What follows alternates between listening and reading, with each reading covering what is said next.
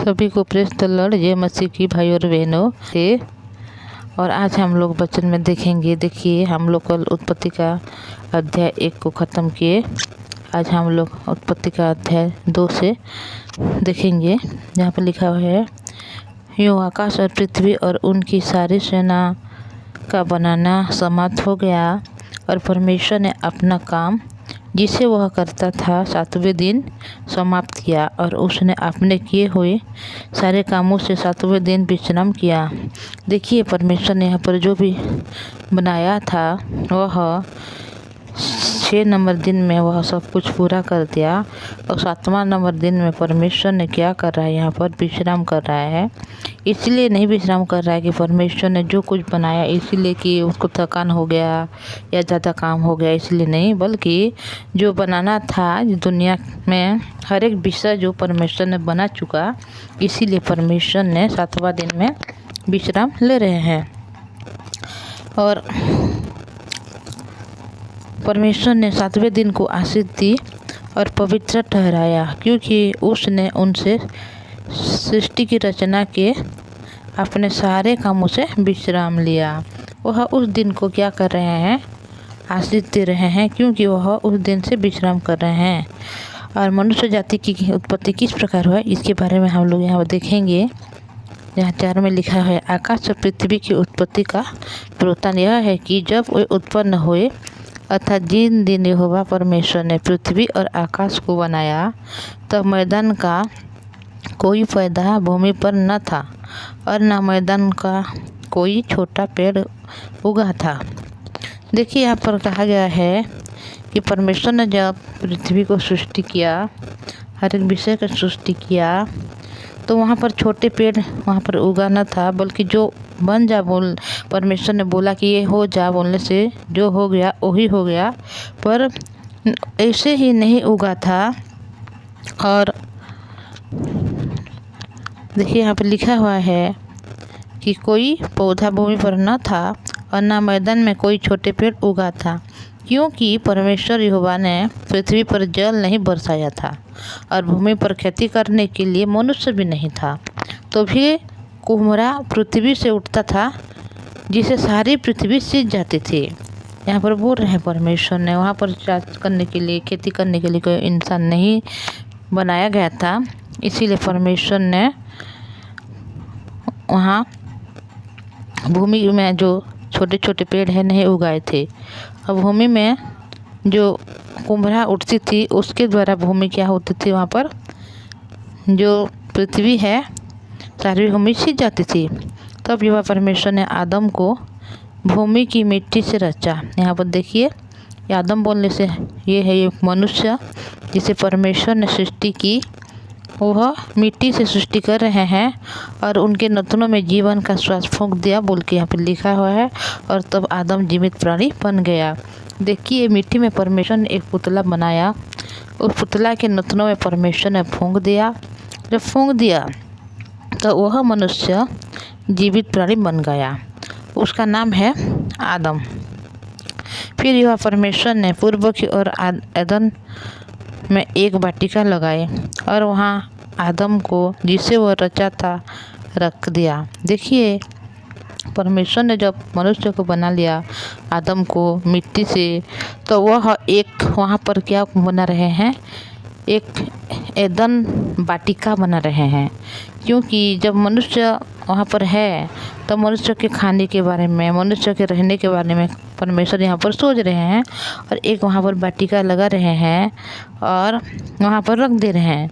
और यहोवा परमेश्वर ने भूमि से सब जाति जाति के वृक्ष जो देखने में मनोहर और जिसके फल खाने में अच्छा है उगाए, और वाटिका के बीच में जीवन का वृक्ष को और भले और बुरे के ज्ञान के वृक्षों को भी लगाया। जो परमेश्वर ने एदन नाम के एक यहाँ पर बगीचा बोल सकते हैं, हम वाटिका बोल सकते हैं, जो मनुष्य के लिए बनाया। और वहाँ पर हर एक प्रकार की जो फल है, मनोहर जैसा दिख रहा है, उसका फल खाने के लिए अच्छा है, उगा रहे हैं यहाँ पर। और वहाँ पर एक जीवन का वृक्ष लगा रहे हैं और एक भले या बुरे के ज्ञान का वृक्ष यहाँ पर लगा रहे हैं। उस वाटिका को सींचने के लिए एक महानदी एदन से निकली और वहाँ से आगे बहकर 4 धाराओं में बट गई। देखिए परमेश्वर हर एक विषय की सुविधा कर रहे हैं। यहाँ पर जो एदन वाटिका है, उस एदन वाटिका को तो पानी भी चाहिए, तो मनुष्य को नहीं बोल रहा है कि तो यहाँ पर पानी का बंदोबस्त कर, बल्कि परमेश्वर ने खुद क्या कर रहे हैं, एक धारा बना रहे हैं। वो एदन वाटिका को सींचने के लिए महानदी बना रहे हैं और वहाँ से 4 धारा बना रहे हैं। उस धारा का नाम, पहला धारा का नाम है पिसोन, वहीं है जो हवीला नाम के देश में, जहाँ सोना मिलता है। वहाँ पर से एक के नाम है पिसोन और उस देश का सोना चोखा होता है बोल के लिखा गया। वहाँ मोती और सुलेमानी पत्थर भी मिलती है। दूसरी नदी के नाम है गिहोन, यहाँ वही है जो सूर के देश में घिरे हुए है। और तीसरी नदी का नाम हिद्देकेल है, यह वही है जो असुर की पूर्व की ओर बहती है।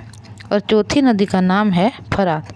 देखिए जब परमेश्वर ने एक एदन नाम के वाटिका को बना लिया और उसके अंदर में हर एक प्रकार की जो फल है लगा लिए, जो मनोहर है, खाने के लिए जो अच्छा है, और वहाँ को पानी सींचने के लिए एक महानदी बनाकर उसको 4 धारा में बांट रहे हैं। और ये 4 धाराओं का नाम आप लोगों को मैं जब बताई ये है।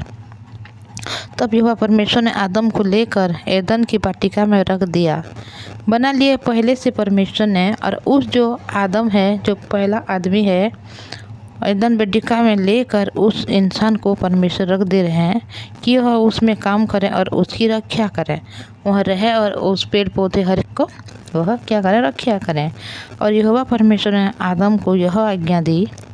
यहाँ पर देखिए भाई और बहनों, जब परमेश्वर ने उस मनुष्य को बनाकर एदन के वाटिका में रख रहे हैं कि उनकी हिफाजत करें, और वहाँ पर परमेश्वर ने उसको एक आज्ञा दे रहे हैं।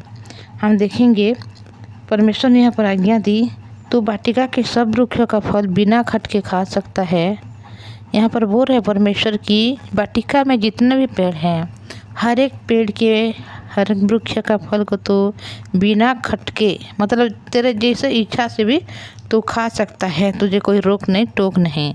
पर देखो यहाँ पर लिखा है, भले या बुरे के ज्ञान का जो वृक्ष है उसका फल तू कभी न खाना, क्योंकि जिस दिन तू उसको खाएगा उसी दिन अवश्य मर जाएगा। देखिए यहाँ पर लिखा हुआ भाई और बहनों, जिस दिन तू उस वृक्ष का फल को खाएगा उसी दिन निश्चय मर जाएगा बोल के परमेश्वर बोल रहे हैं। वहाँ पर जो वहाँ पर 2 वृक्ष लगाए थे, एक है जीवन का वृक्ष, दूसरा है भले या बुरे ज्ञान का वृक्ष। तो परमेश्वर ने यहाँ पर मना कर रहे हैं, तो वाटिका की जो भी वृक्ष का फल है हर एक फल को बिना खटके खा सकता है, पर जो भले या बुरे ज्ञान का वृक्ष है उसके फल को तो कभी ना खाना, अगर जिस दिन तू खाएगा उसी दिन अवश्य मर जाएगा बोल के यहाँ पर लिखा हुआ है। देखिए यहाँ पर जब परमेश्वर ने आज्ञा दे रहे हैं तो आदम क्या कर रहे हैं हम लोग देखेंगे, आगे वो जानेंगे। क्योंकि परमेश्वर ने देखो कि आदम को बनाया है, मिट्टी से रचा, और उनके लिए एक एदन नाम का वाटिका को भी बना लिया है और उसके अंदर में उसको रख रहे हैं। और हर एक को क्या कर रहे हैं, सुरक्षित रखने के लिए, हिफाजत करने के लिए, और जो पानी वहाँ पर जिसे खींचा जाए उसके लिए वो नदी भी बना रहे हैं। परमेश्वर जो आदम को बना रहे हैं, आदम के लिए खुद के लिए कुछ बनाना नहीं पड़ रहा है यहाँ पर, बल्कि परमेश्वर ने हर एक विषय यहाँ पर आदम के लिए बना रहे हैं। और परमेश्वर से भी इतना बोल रहे हैं कि वृक्ष वाटिका के हर एक वृक्ष का फल खा सकता है, परंतु एक वृक्ष है जो भले या बुरे का ज्ञान का वृक्ष है, उसका फल तो कभी मत खाना, अगर जिस दिन तू खाएगा अवश्य मर जाएगा बोल के यहाँ पर लिखा हुआ है। तो हम लोग देखेंगे आगे में कि वह मनुष्य जो परमेश्वर ने रचा, वह परमेश्वर की आज्ञा को कैसे मान रहा है या नहीं मान रहा है, उसके बारे में आगे जानेंगे और देखेंगे भाई और बहनों। जब हम वचन को पढ़ रहे हैं यहाँ पर तो देख रहे हैं, तो हमें ऐसा लग रहा है कि परमेश्वर ने सचमुच में मनुष्य को कितना प्रेम करते हैं भाई और बहनों, कि वो हमारे लिए सब कुछ पहले से तैयार करके रखा है और बाद में मनुष्य को बना रहे हैं। क्योंकि जो प्रकृति है, जो संसार है, परमेश्वर ने बनाया है, उस संसार को उपभोग करने के लिए चाहिए। इस संसार को परमेश्वर ऐसे बना के छोड़ने के लिए नहीं बनाया है बल्कि सारे मानव जाति उन पर अधिकार करें, उन पर राज करें, उस पर शासन करें। इसीलिए परमेश्वर ने बनाया है। और यहाँ पर हर एक विषय को परमेश्वर ने प्रस्तुत किया और आज्ञा को दे रहे हैं। हम लोग देखेंगे कि वह मनुष्य जो आदम है वो आज्ञा को मान रहा है या नहीं मान रहा है। तो मैं आज इतना बोलूँगी। आप सबों को जय मसीह की। आइए हम लोग प्रार्थना करेंगे। धन्यवाद धन्यवाद पवित्र परमेश्वर पिता, धन्यवाद करते हैं प्रभु, आपने दया किया, अनुग्रह किया प्रभु। आपकी वचन को आप हमें बताया कि हम लोग जानने पाएँ कि हम मनुष्य को आपने किस प्रकार बनाया। पवित्र परमेश्वर पिता, हम मिट्टी है प्रभु, फिर भी आपने हमें दया किया प्रभु और हमें उच्च स्थान में रखा। धन्यवाद। इस वचन को जो भी भाई बहन सुन रहे हैं प्रभु, हर एक को आशीष दीजिए, अनुग्रह दीजिए। उनके परिवार की हर एक समस्या को आप दूर कीजिए प्रभु। जो भी समस्या आप जानते हैं मेरे खुदावन पवित्र परमेश्वर पिता, उनकी पढ़ाई में लिखाई में आशीष दीजिए, उनके कारोबार में आशीष दीजिए, उनके नौकरी चाकरी में आशीष दीजिए प्रभु।